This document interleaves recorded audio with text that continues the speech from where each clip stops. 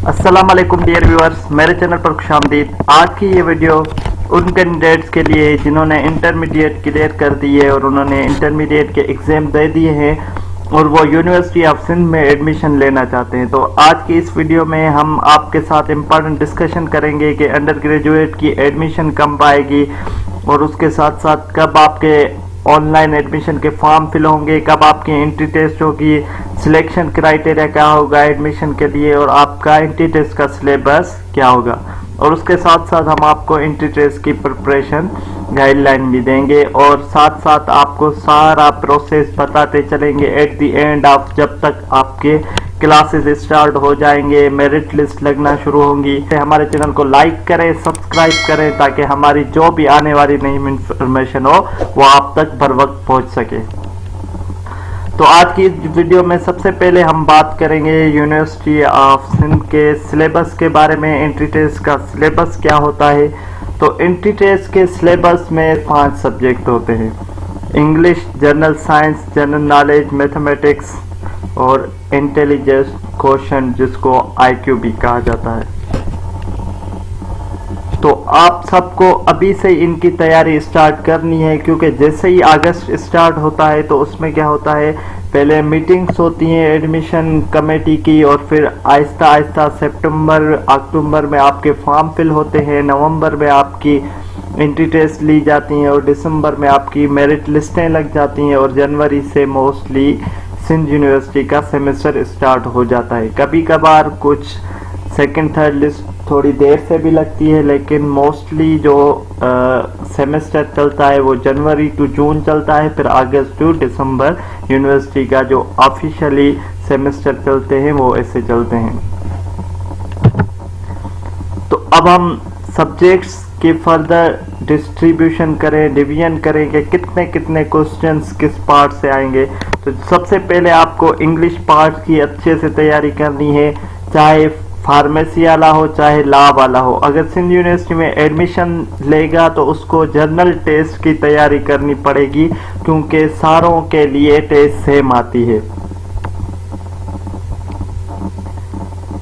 तो इंग्लिश में आपके 30 पार्ट्स होंगे, जनरल नॉलेज में आपके 20 क्वेश्चंस होंगे, जनरल साइंस में आपके 20 क्वेश्चंस होंगे और सिंपल मैथमेटिक्स में आपके 20 क्वेश्चंस होंगे और आईक्यू के आपके 10 क्वेश्चन होंगे। तो ये कुल मिला के 100 क्वेश्चन की डिवीजन होगी। तो अब आपको सारे सब्जेक्ट्स ही अच्छे से पढ़ने हैं। इंग्लिश का पोर्शन थोड़ा ज़्यादा होगा, 30 क्वेश्चंस इंग्लिश के होंगे, तो आपको उसको अच्छे से तैयारी करनी है।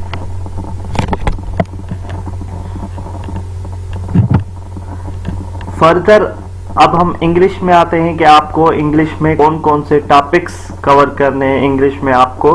तो इंग्लिश का जो सिलेबस है वो रीडिंग कॉम्प्रिहेंशन है, प्रीपोजिशन है, सिनोनिम है, एंटोनिम है, एरर डिटेक्शन है और टेंसेस। इन टॉपिक्स में से ही सिंध यूनिवर्सिटी अपनी एंट्री टेस्ट निकालती है। तो आपको इन टॉपिक्स को अच्छे से फोकस करना है इंग्लिश पोर्शन के लिए, क्योंकि वैसे तो इंग्लिश बहुत वसी फील्ड है। हम 12 साल से पढ़ते आ रहे हैं, तब भी हम इतने नहीं कह सकते कि हम इंग्लिश में एक्सपर्ट हैं।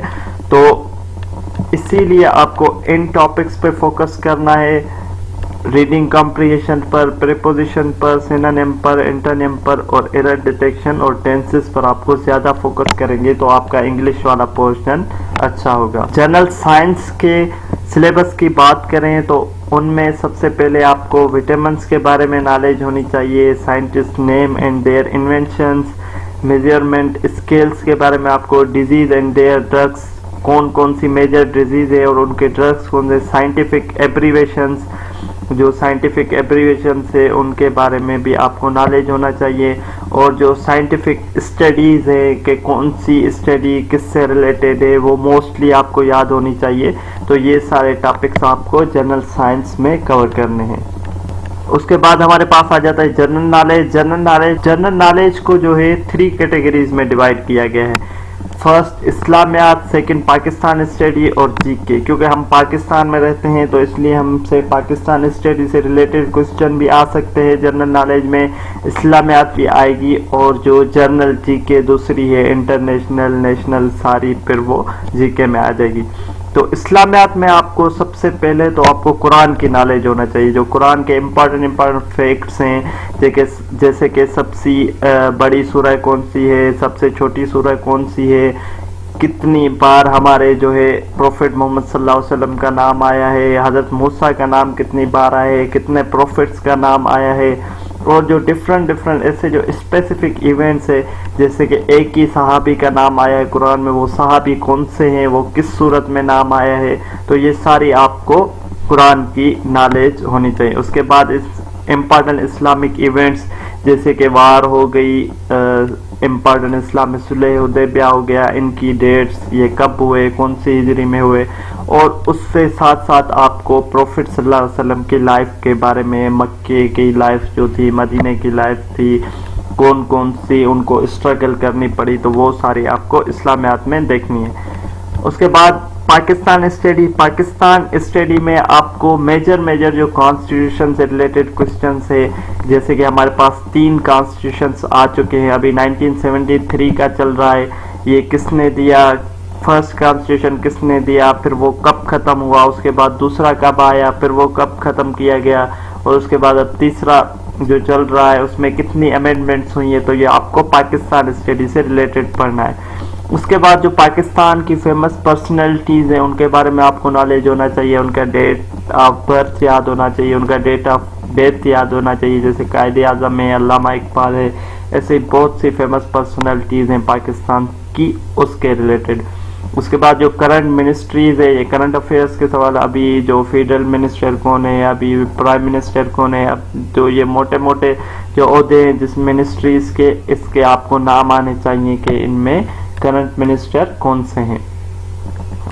समटाइम इसके लिए आपको ऑनलाइन या न्यूज़ की तरफ जाना चाहिए, क्योंकि जो ओल्ड बुक्स होंगे उसमें आपके लिए करंट इंफॉर्मेशन मौजूद नहीं होंगी, उनमें ओल्ड होंगे। जैसे कि अब हम स्पीकर की बात करें तो अभी तो दूसरा है, लेकिन जो 2-3 महीने भी पहले बुक छपा होगा या 4-5 महीने, तो उसमें भी जो होगा वो असद केसर होगा, तो ये आपके क्वेश्चंस गलत हो सकते हैं। इसलिए आपको जो करंट अफेयर्स रिलेटेड है वो आपको न्यूज़ से और ऑनलाइन सोर्सेज से ही पढ़ने चाहिए।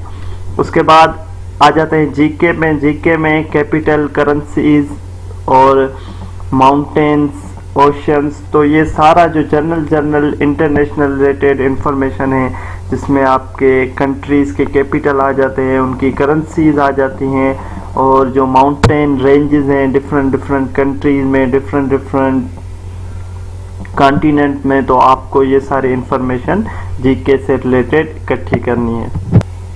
अब हम मैथमेटिक और आईक्यू, 20 क्वेश्चन आपके मैथमेटिक के होंगे, 10 आईक्यू के होंगे, तो वो रिलेटेड समटाइम्स मैथमेटिक्स से ही होंगे और थोड़ा बहुत। तो अब आपको मैथमेटिक्स में पहले सिंपल अर्थमेटिक करनी है, रेशो के प्रॉब्लम्स करने हैं, एवरेज के प्रॉब्लम्स करने हैं, परसेंटेज करनी है, और अलजेब्रा पर फोकस करना है। इक्वेशंस कैसे बनाते हैं, 2 इक्वेशंस की जो है किसी एक इक्वेशन की वैल्यू कैसे मालूम करते हैं, तो ये सारी चीज़ें आपको मैथमेटिक्स। उसके साथ साथ जब आप आईक्यू के पोर्शन में जाएंगे उसमें आपको वर्ड प्रॉब्लम मिले हुए होंगे, आपको कोई इक्वेशन नहीं दी गई होगी, आपको as a paragraph, as a 2-3 line का paragraph as a word problem होगा, और उसमें से आपको डेटा पहले एक्सट्रैक्ट करनी है और उसके बाद आपको वो न्यूमेरिकल सोल्व करना है, जिसमें आपके एज प्रॉब्लम आ जाते हैं, वर्क एंड टाइम प्रॉब्लम आ जाते हैं, और मिरर और इमेजेस प्रॉब्लम आ जाते हैं, और उसके साथ साथ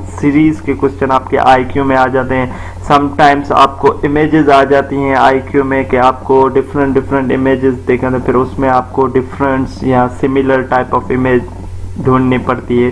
तो ये सारा सिलेबस था सिंध यूनिवर्सिटी का। नेक्स्ट वीडियो में हम इसका एज अ सैम्पल पेपर आपके साथ डिस्कस करेंगे। मजीद ऐसी इंफॉर्मेटिव वीडियोस के लिए मेरे चैनल को लाइक करें, सब्सक्राइब करें, और आप हमें कमेंट सेक्शन में बताते जाएं कि आपको मजीद किस टाइप की वीडियोस चाहिए।